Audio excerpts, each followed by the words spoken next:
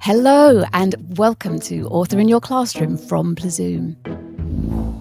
My name is Helen Mulley, and the author in your classroom, or wherever you're listening for this episode, is someone who, up until recently, I only really knew because of his TV and radio work. However, it won't come as news to lots of you listening that he has another string to his bow, because he's written 4 books for children about Toto the Ninja Cat already, with more on the way. He is, of course, the ever-charming Dermot O'Leary. Welcome to the podcast, Dermot. It's nice to be here. Thanks for having me, Helen. Delighted to have you. Now, as I said, most of us who aren't the target audience for your books, perhaps, will know you primarily as a TV presenter. Nice work on Soccer Aid, by the way, the other night. You. Appreciate Very good. But every time I mention Toto to friends with primary school aged children, they tell me how much their kids love your books. Is writing something you've always thought you might like to do? Yeah, well, actually, it's something I've always done. It's just I'm lucky enough over the last 5 years for it to be published. So when I was probably 7 or 8, my poor father he had a very, very early Mac computer. Now, the kids that are listening to this will think, oh, that's like a laptop. It really wasn't. It was this big, chunky word processor that my dad would bring home. And I used to be wowed by it because I could play around with the cut and paste, and I could, sort of paint pictures on there and so forth. It was incredible. And over a period of time, he would get a printer. Now, I couldn't use the word processor or the keyboard or anything, but I started to write my own detective fiction when I was about 7 or 8, and I'd use the printer, so I'd nick all his paper, and then I'd take it round our estate where we lived just outside Colchester, and I'd sell it for 5p per story. And yeah, so that's where I kind of started, and it never really left me. And then I was when you're lucky enough to work in an industry like television and radio, you do a lot of research and you end up writing a lot of scripts and ideas. So that kind of creative bow, I suppose, was always ticked. And it was only about 5 years ago where I had this idea based around our actual cat Toto, who is blind, who's this lovely Italian cat, very fluffy Italian cat that we adopted. My wife actually delivered. In Italy, my wife helped a cat deliver her kittens. Oh my! I know, it's extraordinary, isn't it? She had four kittens, and friends of ours looked after 2 of them, and then we brought them over about 5 years ago, and or 7 years ago rather, and about 5 years ago, we realized Toto was pretty much fully blind, but she had these incredible reactions. So she could see if a bird was flying over in the garden, she'd suddenly look up, or if you were playing with her, she'd be able to snag the toy mouse that you were playing with her with. So we started calling it a little ninja. And then my idea started to come from there that, hang on a second, what if she was an actual ninja and during the day she just hung around and slept and played, and at night she went out and she solved crimes. Which is essentially what we all think when we look at cats, isn't it? Exactly. So I started with that, and then actually over a period of the books, now I've tried to create this whole alternative world that animals in London have. So that's everything from the fact they travel on the tube, because the chap that designed a lot of the tube in London was a chap called Leslie Green.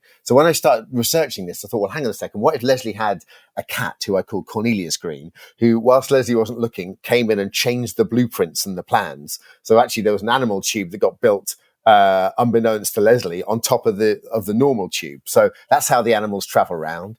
I have the parakeets of London of Regent's Park. They essentially are the motorcycle couriers. So they go and deliver all the messages and so forth to everyone.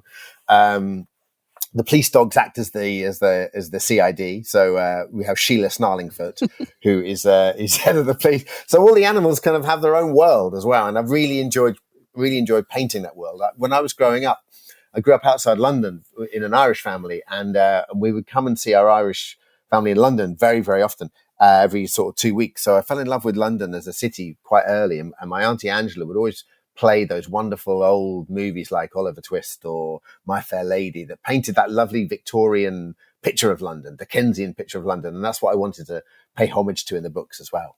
And it's really clear there's a real affection for London certainly in the most recent book, which I've just finished. And as you say, a lot of detail in there about historical London. And you talk about research. Did you delve right into the history of London for this. Oh, yeah. I mean, did you enjoy that? Oh, very much so. From the start. I mean, there's a very famous jazz club in London called Ronnie Scott's that's been going there for years. And actually, I kind of used that as the inspiration for at the very start of the book. Catface, who is a kind of perennial character in the book, who's actually his real name is Alexander Ratanoff the 333rd, and he's kind of rat royalty, but he looks a bit like a cat. So the rat population of North London kind of chucked him out because he was, as far as they was concerned, he looked like their sworn enemy. So he ended up living his life like a cat. So now he's kind of a kind of almost like this species fluid cat. So he's kind of now accepted by his father and the rats of North London. But he's also he also kind of he qualifies. He's a real polymath, which means they can do so many different things. He's a qualified tour guide. He went to Rat Law School, and now he's actually also a jazz musician. So it starts off with him playing jazz at Paws Robinson's Milk and Jazz Bar in Soho in London, which is modelled on Ronnie Scott's. And then we go to the Tower of London, where the Ravens are effectively an elite fighter squadron who guard the crown jewels. And we have the riverboat, which is essentially, I don't know if you guys have ever travelled on the Thames Clipper, but it's this great way of getting around London on the river, and people use it to commute and so forth. So I got the animals on that. But in terms of and the water voles are on that. But in terms of obviously, yes, of course. But in terms of research, I had a great trip to the Tower of London where I met Pete, who's the chief yeoman there. He was wonderful and really generous with his time, and he showed me around, and that kind of gave me a lot of inspiration.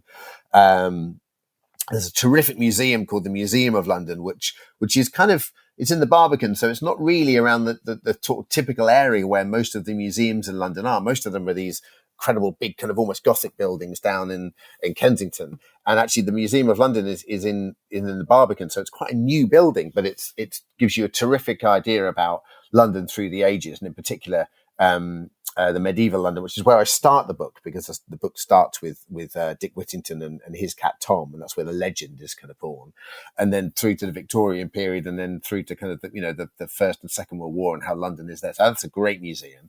And then recently, me and my wife have started doing these walking tours for our birthdays, really, with this wonderful tour guy called Simon, who's taken us.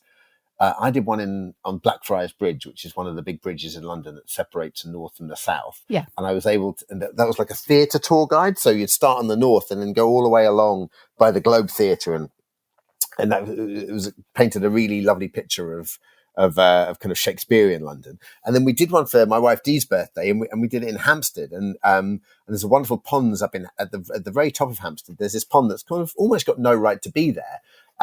And it's kind of it's a natural pond, but it's not a spring. So so most of it's rainwater, and it was man-made. It was man-made because at the time, that part of the top of Hampstead was one of the highest points in London. And so when the horses and carts went to the top, they needed somewhere for the horse to drink and for the carts to cool down, because otherwise their braking mechanisms would jam on the other side.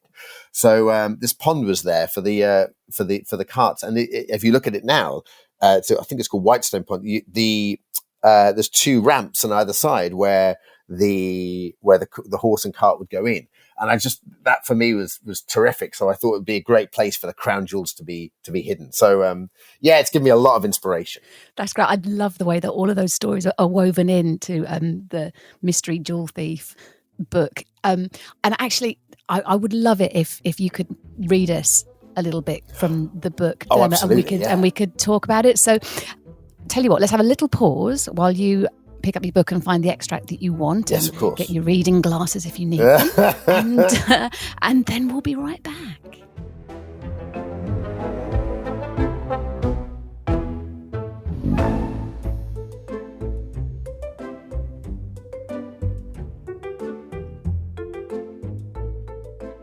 Welcome back to Author in Your Classroom from Plazoom with this episode's guest, Dermot O'Leary.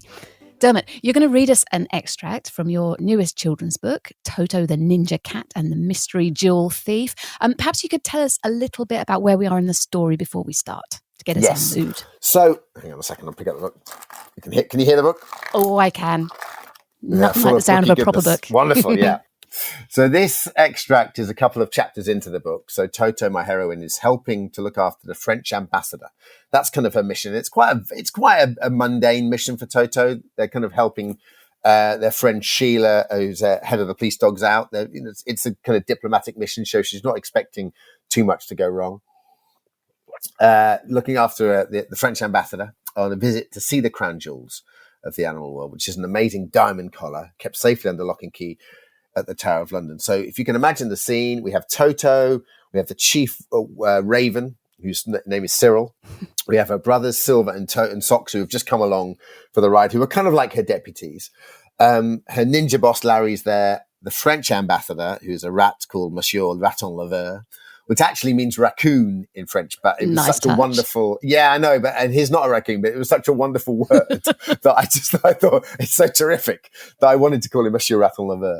And the Home Secretary of the animal world over here, who's a very stuffy cat called Sir Wigbert Fluffy Paws III, who just he's no fan of the ninjas whatsoever. So here we go. Old Tom's collar is the most sacred object in our kingdom. It was bequeathed by old Tom himself, the first animal guardian of Britain. His vow to protect our world has now passed down to Larry and Toto, said Cyril, the chief raven. Whilst the other animals hung on every word, Sir Fluffy Paws was having none of it. It was clear he wasn't a fan of the ninjas. Rolling his eyes, he interrupted rudely. Yes, all fine. Can we just see the jewels? Cyril, unflustered, continued. Only 2 keys exist in the world. This one, he said, I keep in my plumage. The other is kept by the current holder of Tom's post, Larry. Without these keys, it's simply impenetrable. Now, if you'll follow me. He opened the door with a flourish and they all climbed the stone stairs beyond. Oh, my days. I can't wait to see this collar, Sock said as he bounded up excitedly. I've only seen it in pictures, but all I know is it's so beautiful. Silver, her other brother, nudged Toto as they climbed the stairs and saw her beam with pride. To think, one day, you'll be holding that key, sis. If those cats in Italy could see us now. After 2 flights, the party arrived at a landing. Cyril unlocked another door, which led to a small circular room, at the centre of which was a velvet curtain. Behold, he announced, and he drew the velvet curtains to reveal nothing. It was just an empty glass case with its door wide open. Everyone gasped. The whiskers on Larry's face drooped, and Cyril didn't look too much happier. The 2 old friends stared at each other in disbelief, as if to ask the same question. How could the collar be gone? The first animal to regain some composure was, unfortunately, Sir Wigbert Fluffy Paws III. This is an outrage! What do you 2 have to say for yourselves? You've lost the most precious thing this government owns, not to mention the embarrassment this has caused in front of us to our distinguished guests, he shouted. Well, mon ami, I'm sure there's a reasonable explanation, the ambassador piped up. He seemed to be trying to defuse the situation. Oh, there's an explanation, all right. One of these 2, or both of them most likely, have stolen it. Oh, what a cliffhanger. Okay. I know. Everybody's going to be rushing off to go and read the book. Don't go yet. I want you to read the book, but I want you to listen to the rest of this podcast first. Dermot, I have to ask you, how much fun do you have thinking up the names for your characters? They are just brilliant. Best. I have the best time researching it, and I have the best time writing it. And I love being able to take, because mostly what I do is live television and radio. Yeah. It requires a very different set of skills. It's all about preparation, definitely. But then when you are live, you have to think on your feet. And actually what I love about this is it's almost the opposite. There's an awful lot of preparation that goes into it, but you can just let your mind and your imagination wander and have so much fun and not worry too much about, as long as you do your homework, as in you do your research, not worry too much about wasting a day. If you go down what I call a rabbit hole of different ideas and writing down ideas, sometimes they work, sometimes they don't work. But I really love the research part of it. Yeah. I think the enjoyment of writing really comes through the whole book. Well, that's nice. So nice of you. Thank you. Yeah, it's a joyful book, but there's something else that strikes me about the book as well when I was reading it, and I think it's a very kind book. Oh, that's a lovely thing to say. I think it is. There are villains and there are heroes, but I love the fact that it's actually based on the view that animals on the whole, and and by extension people, I guess, really just want to get along, even if they're different from each other and supposed to be enemies. I really got that sense from the book. I do think that I'm sure a lot of that's subconscious, but I do think that's the case, and I do think that people, for the most part, are kind, and I think we should try and see the good in other people. And I think the world we live in now, whether it's through the very stressful times we live or because of where we find ourselves with technology, and there's no point trying to ban any of that because the genie's out of the bottle. You know, those things exist. So it's about living with them and actually making our lives not so dependent on them, and our happiness not so dependent on them. And I think that the way we try and do that is to try and be more empathetic towards people and give yourself enough time to enjoy your life as well. And I think, I think we definitely need, and this is why I think that the generation that are coming up is so important, because we desperately need, I think, to be less impatient or more patient and just show a bit more empathy towards other people and try and understand where they're coming from. Yeah, that's so true. And I think actually reading and books have a really important part to play in that, because reading a book encourages empathy in a way that perhaps consuming a film or a TV program doesn't. Did you read a lot as a child, Dermot? Oh yeah, I mean, I was. I didn't read too well up until, and I don't really remember this, but I didn't read too well up until I was about 6 or 7, and then I had a terrific teacher. And my parents read to me all the time, so I was lucky in that regard. But I had a terrific teacher that my mum credits with kind of bringing my reading on. But I don't remember that. All I remember was I've never really not read, and I've always been engrossed in a book. I can't remember a time in my whole life that I haven't had a book on my bedside table, whether that's a kid's book or a sort of some crime fiction I'm reading at the moment. And I agree with you in that I can think there's a wonderful thing about it in that it can take you somewhere completely different, and you can learn so much from books. And I think you learn a lot about yourself when you're reading as well, because I think it gives you the discipline of spending time on your own, which I think is really important too. Yeah. And so I think it's invaluable for kids to read. And the thing is, it doesn't matter what you read. Yeah. It's not necessarily, you don't have to read the most complicated book in the world. It can be a comic. It can be, there's value in every single thing you can read. The most important thing is to do it. Yeah. And I'm sure all the teachers and parents listening will agree with that. Going back to Toto and the book, I have to ask you something. I have to ask you about the capital letters. Now, for listeners who haven't yet seen the books, I should explain that on every page there are some words or phrases that really jump out at the reader because they're printed in big, bold, capital letters. Now, was this your idea? Was this something that the editor snuck in? What's going on? Do you know, I think I wish I could get Alison, who's kind of in charge of the layout on my book, with you right now, because you started saying that, and my immediate reaction was, "Is there?" So I had to pick up the book. And you know what? You're absolutely right. There is. I can only assume that. I mean, Alison that she's a genius. Alison, so essentially, is in charge of the layout and design of my book. Right. So it's a real team effort.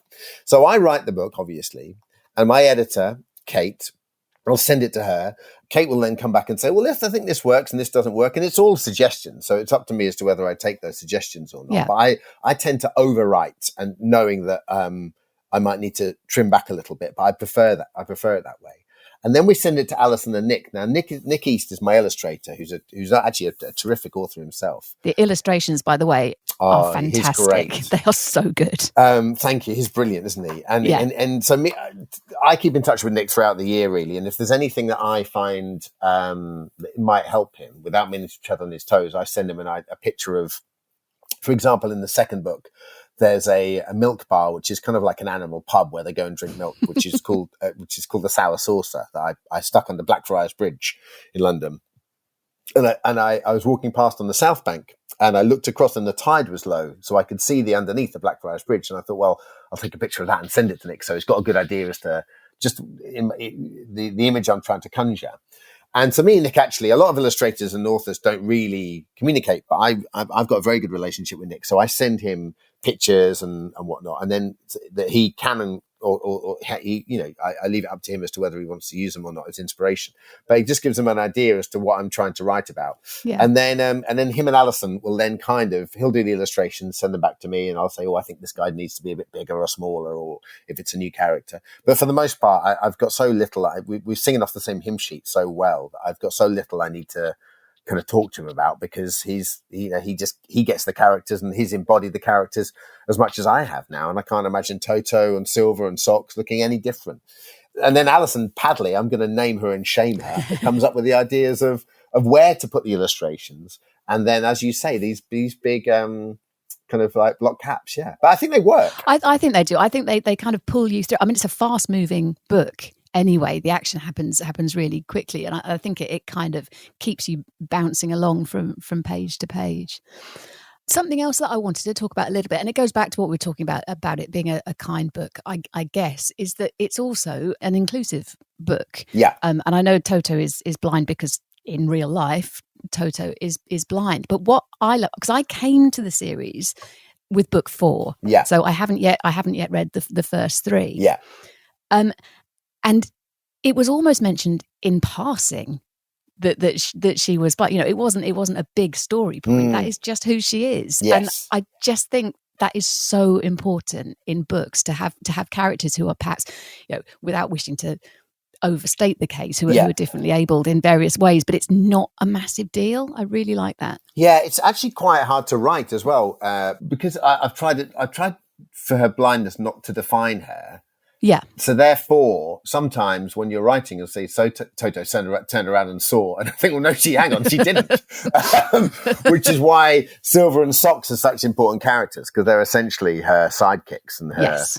And her kind of, like, her guide dogs in many ways, I mean, or guide cats. So, but it was very important to me to write a book about inclusivity, and certainly in the first book, I reference her blindness or affliction, I guess, a little bit more, largely because I'm establishing her character. But as the books go on, that becomes less important. And I think Catface was an embodiment of that as well, because I wanted to create a character that kind of embodies the best of London as I see it. And I based him on a friend of mine who's a born and bred Londoner. I based him on a kind of a charming, kind of rakish character, like someone like Richard E. Grant or Stephen Fry. So he has those elements, but the fact that he is a rat who looks like a cat, but has been both accepted by cats and rats, and actually is the most popular cat rat in town. I think kind of, he's kind of species fluid, and so he's kind of, he's multiracial, and I wanted to use him as an example of what a terrific city I think London is, and how inclusive we are. And that really comes across. He's totally the character that everybody's going to want to be. I think. Exactly. Yeah, he's funny when he's definitely the character. Aside from obviously the main characters, he's definitely the other character that I think kids engage with, and he also gets a lot of laughs. He's kind of done everything, and yet he is quite hapless in many ways. So he's kind of often the reason why the cats find themselves in trouble in the first place. Yeah. Between a combination of him and Silver, who's Toto's kind of more clumsy brother. Dermot, we're nearly out of time. I don't know where it's gone. Oh, what a shame. But I'm sure our listeners will want to know what's next for you and for Toto and for Catface. So let's pause again for a moment. Before we do, I just want to remind the teachers and parents listening, don't forget, we produce an exclusive free resources pack to go with every episode of Author in Your Classroom, so children can take what they hear and use it to create their own brilliant writing. The pack for this episode is available, as they all are, from plzoom.com, and details are in the episode notes. That's a great idea. Thank you very much. I also endorse this. Thank goodness for that. Let's pause again for a moment, and then we can have a quick chat about what's on the horizon.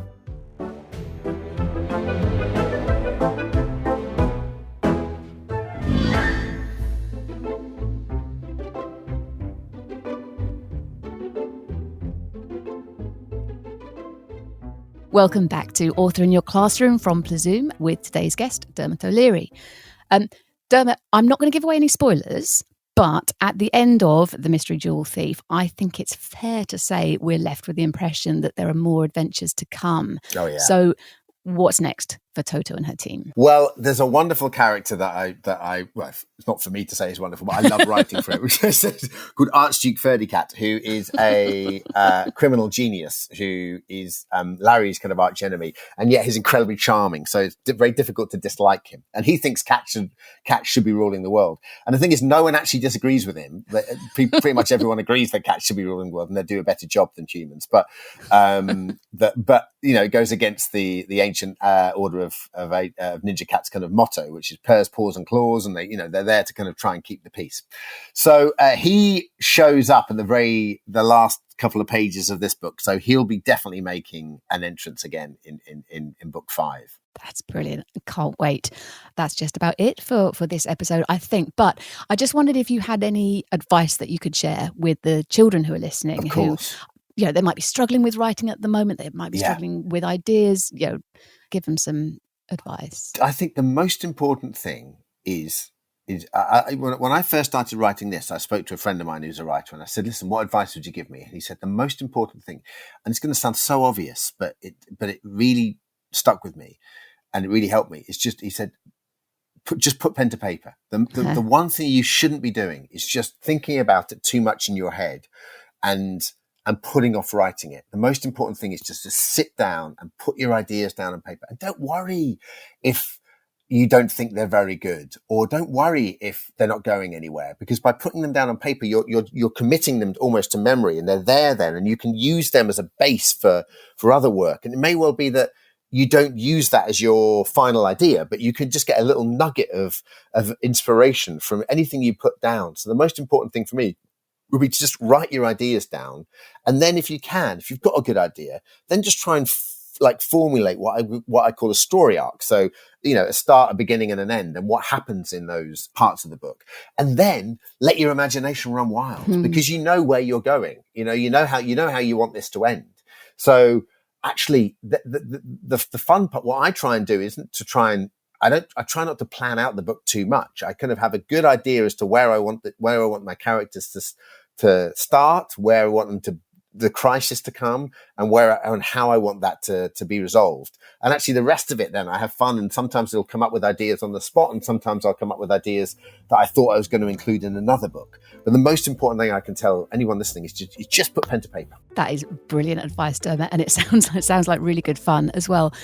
Dermot, thank you so much for being our guest today. It's been a pleasure. Thank you. I've really enjoyed it. It's been lovely talking. Me too. It's been great. And please give my regards to Toto and Socks. I will. Obviously. She's asleep around here somewhere.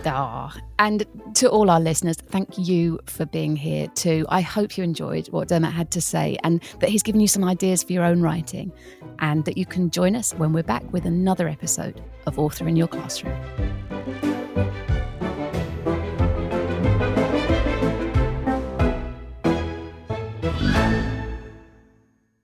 Author in Your Classroom is brought to you by Plzoom, where we are passionate about making great literacy lessons easy with inspiring, ready-to-go resources created by teachers to cover the whole of the primary curriculum.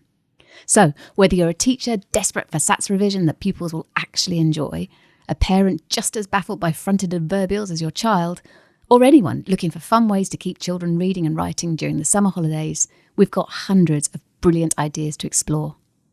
Take a look for yourself at plzoom.com, where you can sign up to our newsletter and be the first to find out about our special offers and the new resources that are added to the site every single week. Every episode of Author in Your Classroom is packed with writing advice and inspiration from some of the world's best-loved children's writers. Plus, there are free activities and worksheets based on each author's work to spark children's imagination on plzoom.com. Just check the episode notes for links and more. You can subscribe for free wherever you get your podcasts. We want to reach as many pupils in as many classrooms as possible, so please do give us a rating or a review, but above all, tell your colleagues about us and help spread the word. We know that a love of reading opens doors, not just to success at school and beyond, but to a lifetime of excitement, adventure and discovery. Let us help you make it happen with Author in Your Classroom and Plzoom.